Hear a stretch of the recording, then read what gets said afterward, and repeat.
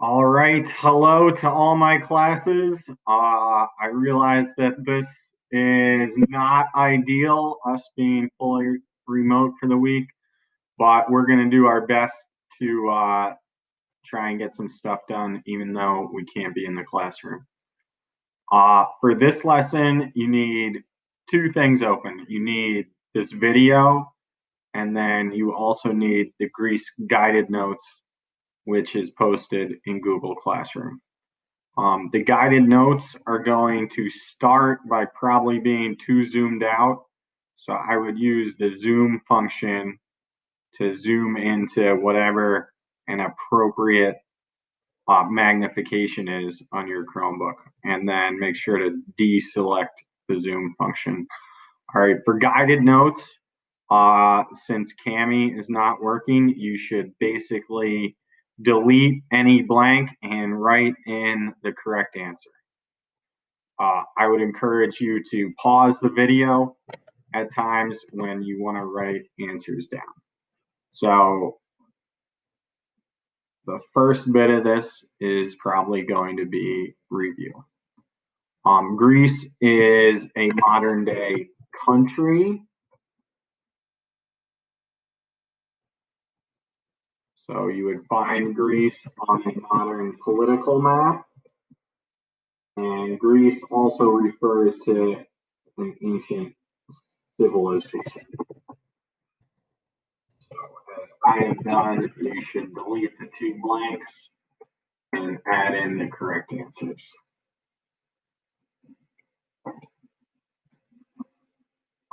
As we discussed in class, Greece is in the continent of Europe. So I got my boundaries drawn in, and you can see that Greece is right there in the southeastern corner of Europe. Now, Greece is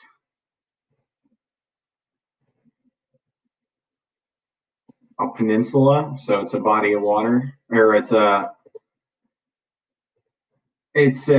peninsula, so Greece is surrounded by water on three sides, and Greece sticks into the Mediterranean Sea. The rest of the answers to page 1 are all in classwork 13. So I would encourage you to pause the video and fill out the rest of page 1 of the guided notes using classwork 13. All right, welcome back to the lesson. You should have all of page 1 filled out, and we are on page 2 of the guided notes.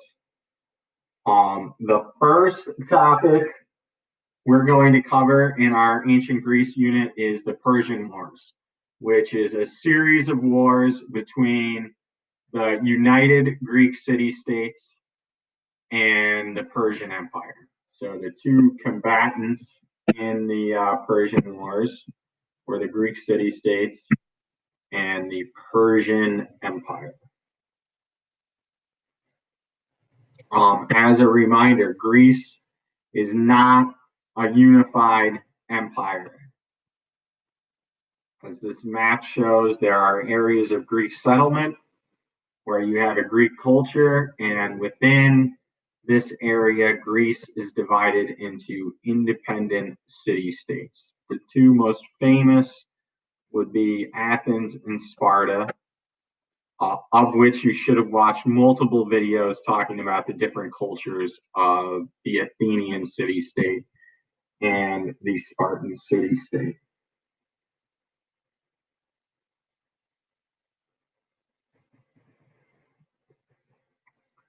Now, all Greek city-states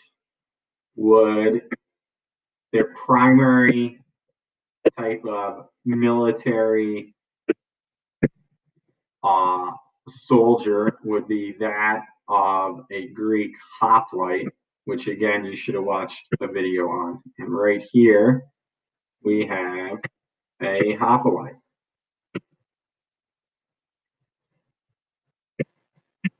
A hoplite would have some equipment that they would be required to carry around, or if they were wealthy enough, pay a slave to carry around. The equipment would weigh somewhere around 50 pounds.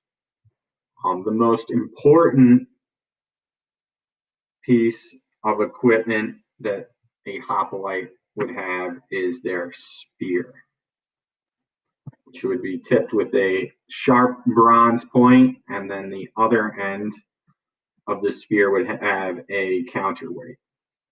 All hoplites would have a helmet designed to obviously protect from wounds.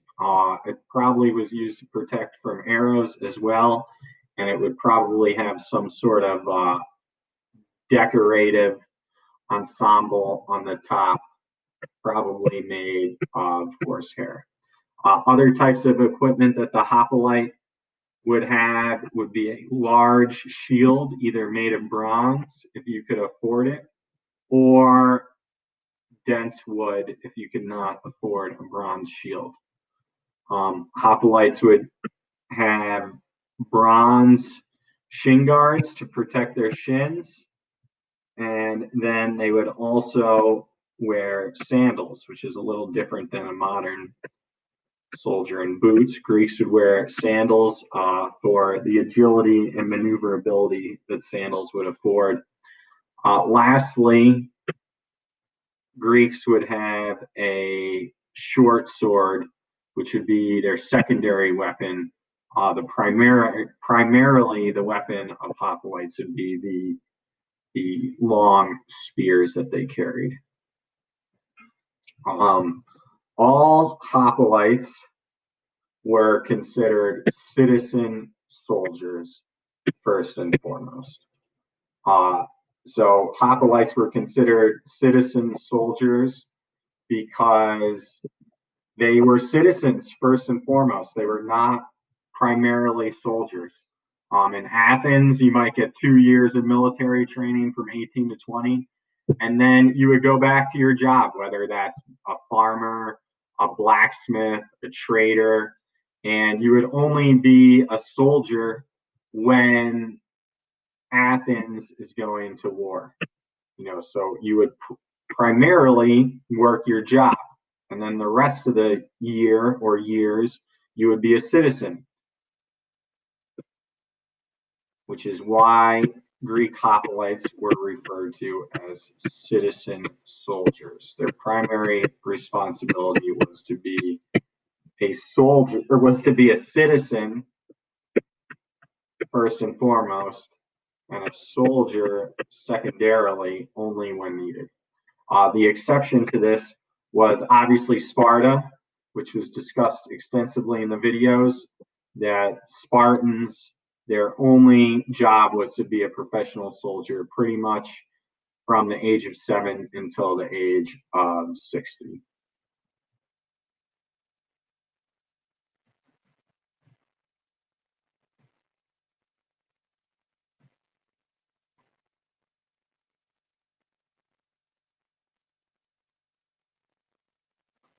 Hoplites would be organized into a formation called a phalanx, which again, you should have watched videos on yesterday. In a phalanx, the shields would provide exceptional defense. So these shields would actually, you'd carry the shield in your left hand, and the shield was, designed to protect the left side of your body and then the right side of the soldier next to you. So you were effectively protected half by your shield and half by the shield of the person standing on your right. So a phalanx here was an exceptional defensive formation. Its primary goal was to kind of prevent injuries and prevent casualties. Offense would be a like secondary objective. Like, yes, the spears of the phalanx would be effective. However, the primary responsibility of the phalanx is to pretty much make it as hard as possible for any opposing military, whether it be an archer, a soldier, or cavalry on a horse, to make it incredibly difficult for any sort of opposing military to hurt you. So that's how the Greek infantry was organized into individual hoplites, which would then be organized into a phalanx. Um, on the waters of the Mediterranean Sea, the Greeks would use a trireme, which the prefix tri means three, meaning that these ships would have three different banks of oarsmen that were used to power the vessel. And again, you should have watched a video on these. The triremes would have been primarily powered by sails when not at battle. And the idea was that you would use the wind power when you didn't really have to move very fast, and you would save the energy of the oarsmen for when you were actually in battle. So unless you really had to get from point A to point B really quickly, the oarsmen would basically hang out resting unless they were actually needed to propel the ship during battle. During battle, the main way the Greeks would attack opposing ships would be to try to ram the ship with the bronze coated battering ram on the front of the ship. So this meant that maneuvering the ship was of the utmost importance. The ability of the commander to like direct the ship and direct the oarsmen to actually be able to ram another ship meant that the experience of the crew was super important. And the fact that the Greeks were expert sailors were, really helped the Greeks out against the Persians. These ships would also carry, somewhere between 10 and maybe 40 hoplite soldiers in case you rammed another ship and the ships became stuck together. The hoplites would actually board the other ship and then actively engage in hand-to-hand combat to try to defeat the opposing ship.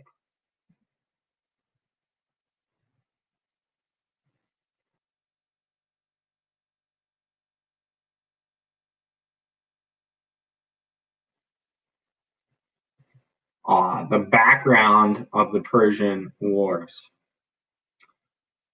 Again, Greece, it doesn't say empire down here on the map. It just says Greek settlements, and that's because Greece is divided into these different city states.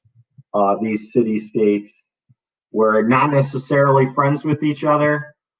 In fact, oftentimes these city states would be rivals with each other in competition to see who would be like the most powerful or the richest or the smartest, etc. On the flip side, the other combatant in the Persian Wars was this Persian Empire, which you can see on the map on the right. Now, if you're looking at these maps, one is way more zoomed in than the other. And that's the map on the left is way more zoomed in because if you look over here, you have Greece, which is really just this peninsula, and some islands with maybe some settlements right here.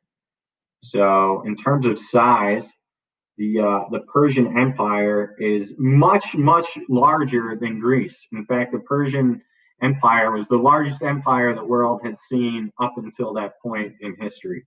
So from a size standpoint, the Persian Empire is much larger than the Greeks.